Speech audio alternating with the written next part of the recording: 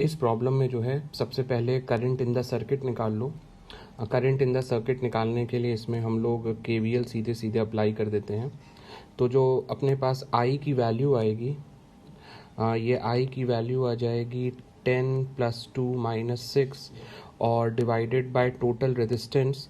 Total resistance आ जाएगा यहाँ पे 6 अपने पास। तो करंट इन द सर्किट आ जा रहा है 1 एम्पियर।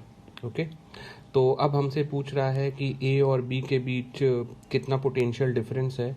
तो हम लोग निकाल सकते हैं कि हालांकि बी का पोटेंशियल ए से बड़ा है, हमसे V A minus V B पूछ रहा है, बट तो V A minus V B आ जाएगा -6 - 1 × 0.3। ठीक है, तो ये आ जाएगा अपना लगभग -6.3 वोल्ट। ओके, ये प्रॉब्लम देखो। इस प्रॉब्लम में हम लोगों को एक यूनिफॉर्म स्ट्रेट कंडक्टर दिया है, उसका मास और उसमें करंट दिया है, एक एंड पे कह रहा है हिंज्ड है, और एक यूनिफॉर्म मैग्नेटिक फील्ड बी को स्विच ऑन कर दिया गया है t = 0 पे। लिखा है as a result the conductor turns through 60 degree in time t where time t is. Okay, तो ऐसा करते हैं, पहले देखते हैं कि इस करंट में, जो कंडक्टर में करंट फ्लो कर रहा है, इसके कारण इस पर कितना टॉर्क लगा होगा। इस पर एक छोटा सा एलिमेंट कंसिडर कर लिया जाए dx लेंथ का, जो यहाँ से x डिस्टेंस की दूरी पर है। तो इसके ऊपर जो टॉर्क आ जाएगा वो आ जाएगा force into perpendicular distance. Force है BI/dx और परपेंडिकुलर डिस्टेंस जो है वो x है।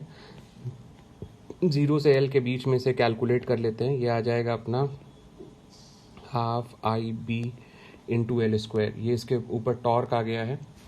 टॉर्क आ गया है तो हम इसका एंगुलर एक्सेलरेशन निकाल सकते हैं I अल्फ़ा के बराबर लिख के।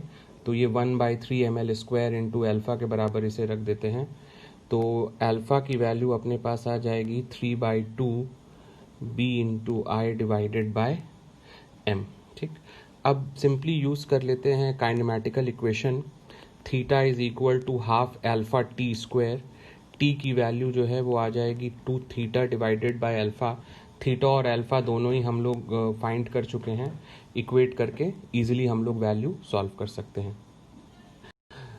ओके, इस प्रॉब्लम में क्या कहता है कि अपने पास एक कॉइल है जिसका रेजिस्टेंस भी दिया हुआ है, और इसका रेजिस्टेंस और रिएक्टेंस रेशो 1 है। मतलब अगर देखा जाए तो ये LR सर्किट है। तो इसमें कुछ ऑप्शन दिया है, पूछ रहा है इनमें से कौन सा ऑप्शन जो है वो सही है। ठीक है, तो LR सर्किट में हम लोग जानते हैं कि जो करंट है वो वोल्टेज से लैग करता है, और कितने एंगल से लैग करता है ये हम लोगों ने कैलकुलेट किया हुआ था। Phi = tan inverse x/r। तो इसका वैल्यू आ जाएगा 45 डिग्री। ओके, इस प्रॉब्लम में क्या कहता है कि एक गैस की इंटरनल एनर्जी है वो कुछ k × PV से दी गई है, जहाँ k एक डायमेंशनलेस कांस्टेंट है। प्रेशर दिया है और इनिशियल और फाइनल वॉल्यूम भी दिया हुआ है। पूछा है heat absorb by the gas under this process क्या होगा। तो simply first law of thermodynamics apply किया जाए। dq जो है वो du + dw के बराबर आता है।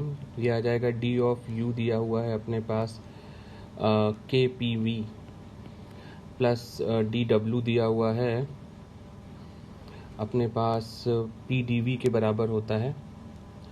तो अब इसको डिफ्रेंशिएट कर दिया जाए, k कांस्टेंट है बाहर आ जाएगा, और ये रिलेशन आ जाएगा kPdv प्लस pdv। तो ये आ गया अपने पास k + 1 × pdv। ठीक है, यहाँ पे इसके डिफरेंशिएशन पे ध्यान देना, हमने k और p दोनों को कांस्टेंट की तरफ बाहर लिया है, क्योंकि प्रॉब्लम कहता है कि गैस जो है वो कांस्टेंट प्रेशर के अंडर एक्सपैंड हो रहा है। तो k + 1 के टर्म्स में अपना आंसर आ जाएगा। p दिया है एटमॉस्फेरिक प्रेशर, dv की वैल्यू निकाल लेंगे, वॉल्यूम इनिशियल और फाइनल दिया है, वैल्यूज इक्वेट करके अपने को इजीली आंसर मिल जाएगा। अच्छा, इस प्रॉब्लम में अपने को एक VT ग्राफ दिया है, और हमसे पूछ क्या रहा है कि ratio of heat absorb during AB और to the work done on the gas during BC। ठीक है, तो हम लोग ये देख ले रहे हैं कि जो AB है, ए बी जो है ये आइसोबारिक प्रोसेस है। आइसोबारिक होगा क्योंकि वी और टी के बीच का ग्राफ जो है वो स्ट्रेट लाइन है। और बी सी जो है ये आइसोथर्मल प्रोसेस होगा। ठीक है, तो सबसे पहले हम लोग कैलकुलेट कर लेते हैं ए बी में जो हीट इन्वॉल्व हुई है, ये आ जाएगी mu c p into d t. ठीक, तो मोनो एटॉमिक गैस है, तो मोनो एटॉमिक गैस के लिए जो सी पी है ये आ जाएगा 5R/2। ठीक है, तो ये वैल्यूज़ इक्वेट कर देते हैं हम लोग। म्यू सी पी आ जा रहा है 5R/2 और चेंज इन टेम्परेचर माइनस कर दिया जाए इसे, तो 2T - T0, ये अपने को क्यू ए बी मिल जाएगा। और क्यू बी सी में हम लोगों से वर्क डन पूछ रहा है, तो ये आ जाएगा mu R T, basically 2T0 पे ये काम कर रहा है, तो mu R 2T0 ln of V2/V1, तो ये आ जाएगा ln2, राइट। तो अपने पास क्यू ए बी अपॉन, अच्छा यहाँ पे करेक्शन कर लिया जाए, मैंने क्यू बी सी लिख दिया है, ये डब्ल्यू बी सी है, डिवाइडेड बाय डब्ल्यू बी सी, ये आ जाएगा 5/4 log 2। ओके, प्रॉब्लम में कहता है कि अपने पास एक इक्वी कॉन्वेक्स लेंस है which is silvered on it's far surface. ठीक है, एक सरफेस को इसको सिल्वर कर देते हैं, और जो इसकी फोकल लेंथ है सिल्वर्ड सरफेस के साथ वो 20 सेंटीमीटर है, और रिफ्रैक्टिव इंडेक्स जो है मटेरियल का 1.5 दिया है, और पूछ रहा है कि रेडियस ऑफ कर्वेचर क्या होगा।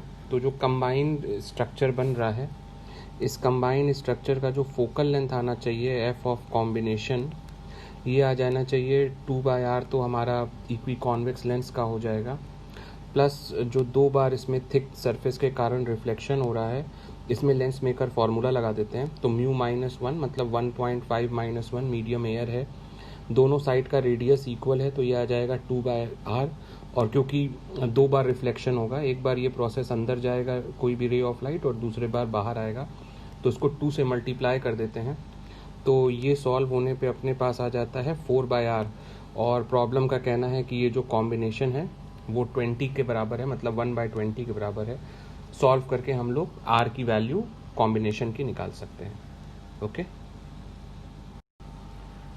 ओके, इस प्रॉब्लम में हम लोगों के पास क्या है कि लेंस पे की ऑप्टिकल एक्सिस पे एक ऑब्जेक्ट चल रहा है 3f से 2f के बीच में, तो हम लोगों से पूछ रहा है कि इमेज कैसे वेरी होगी।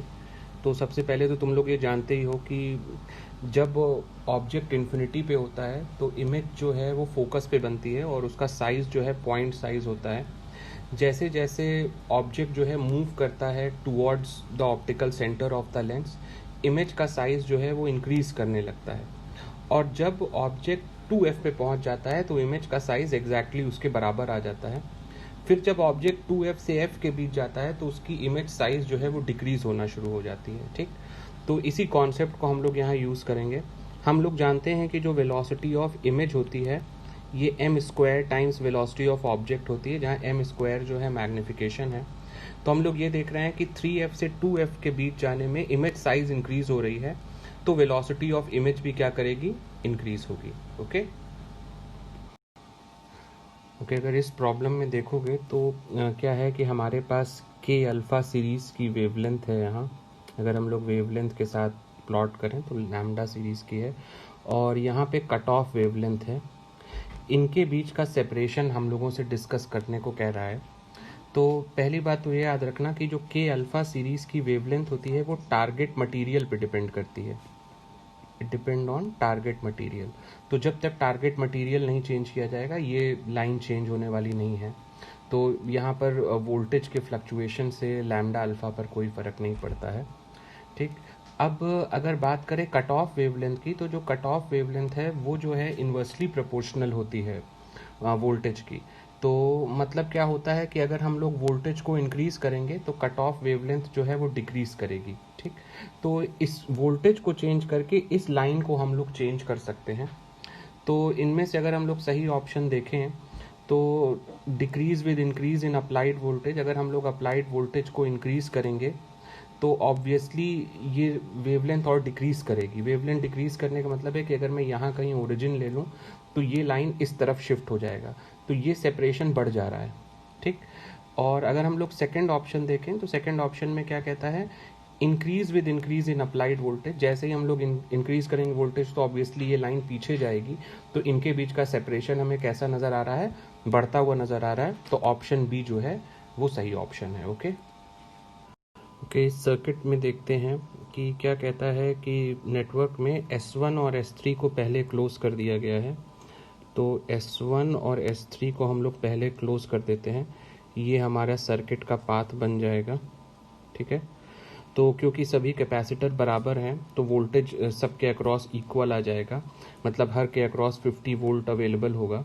तो हम लोग ये देख रहे हैं कि इसके अक्रॉस जो चार्ज है वो भी 250 माइक्रोकूलम आ जाएगा, और इसके अक्रॉस भी जो चार्ज है वो 250 माइक्रोकूलम आ जाएगा, और इसके अक्रॉस भी जो चार्ज है वो 250 माइक्रोकूलम आ जाएगा, ठीक। फिर क्या कहता है कि S3 को हमने ओपन कर दिया है और S2 को साइमल्टेनियसली क्लोज कर दिया है। तो S3 को अगर हम लोग ओपन कर देंगे, मतलब ये वाला हिस्सा अगर ओपन कर देंगे और S2 को क्लोज कर देंगे, तो अब जो हमारा सर्किट का पाथ होगा वो हमारा सर्किट का पाथ कुछ ऐसा बन जाएगा, ये वर्क करेगा, ठीक। मतलब दोनों कैपेसिटर को डिस्चार्ज होना चाहिए, बट कोई डिस्चार्जिंग रेजिस्टेंस यहाँ नहीं अवेलेबल है, तो सर्किट क्या करेगा, शॉर्ट कर जाएगा। तो फाइनली बी पर जो चार्ज अवेलेबल होना चाहिए QB, finally it should be 0। Okay, 24th problem में हम लोग क्या देखते हैं, कहता है कि एक हॉट बॉडी जो है, जो न्यूटन्स लॉ ऑफ कूलिंग के अकॉर्डिंग जो है वो कूल कर रही है, which state that the time rate of decrease of temperature is ln2 times the temperature difference between the body and its surrounding. तो the time interval required to reduce the temperature difference, अच्छा ठीक है। तो हम लोग जानते हैं कि न्यूटन्स लॉ ऑफ कूलिंग के लिए d theta by d t is some k times theta minus theta zero. इस डिफरेंशियल इक्वेशन को हम लोग सॉल्व करते हैं तो हमारे पास इक्वेशन आ जाती है theta minus theta zero is equal to theta initial minus theta zero into e to the power minus k t, ठीक है। और हमको प्रॉब्लम में क्या कहता है, द टाइम इंटरवल हमें वो रिक्वायर चेक करना है to reduce the temperature difference of theta body minus theta zero by 50%। तो मतलब ये 50% रिड्यूस हो जाए, मतलब e की पावर माइनस के टी जो है वो 1/2 के बराबर है। तो इसे सॉल्व करके अपने को t की वैल्यू मिल जाती है 1/k ln2, और k की वैल्यू ये कह रहा है कि ln2 के ही बराबर है। तो इक्वेट करने पे अपने पास टाइम की वैल्यू कितनी आ जाएगी, 1 आ जाएगी। ओके, ये प्रॉब्लम देखते हैं। इस प्रॉब्लम में एक यंग डबल स्लिट का सेटअप दिया है जिसमें 600 नैनोमीटर वेवलेंथ की लाइट यूज़ की गई है, और near the central is observe the fringe width of the fringes in the central region is absorb to be 3 mm fringe width दे दिया है। और कहता है कि जब एक thin glass plate first slit के अक्रॉस हम लोग लगाते हैं तो जो फ्रिंज पैटर्न है वो 11 mm डिस्प्लेस हो जाता है, और फिर दूसरे प्लेट पे लगाते हैं तो 12 mm जो है वो डिस्प्लेस हो जाता है। कहता है कि additional optical path length introduced R delta 1 and delta 2। तो ठीक है, तो यहाँ पर जो इम्पॉर्टेंट कॉन्सेप्ट है याद रखने वाला वो ये याद रखना है कि जो डिस्प्लेसमेंट ऑफ फ्रिंज होती है ये हमेशा प्रोपोर्शनल होती है एडिशनल पाथ लेंथ के, ठीक है। ये बहुत इंपॉर्टेंट कॉन्सेप्ट याद रखना जल्दी प्रॉब्लम सॉल्व करने के लिए। जो डिस्प्लेसमेंट ऑफ फ्रिंज होता है हमेशा एडिशनल पाथ लेंथ के प्रोपोर्शनल होता है। तो मतलब delta 1/11 should be equal to delta 2/12। तो हमसे यहाँ डेल्टा 1/डेल्टा 2 का रेशो पूछ रहा है जो है 11/12 विच इज़ लेस देन 1, ठीक। तो हमसे कहता है कि डेल्टा 1/डेल्टा 2 का ग्रेटेस्ट इंटीजर वैल्यू बता दो, मतलब 11/12 का ग्रेटेस्ट इंटीजर वैल्यू पूछ रहा है जो क्या आ जाएगा 0। ओके।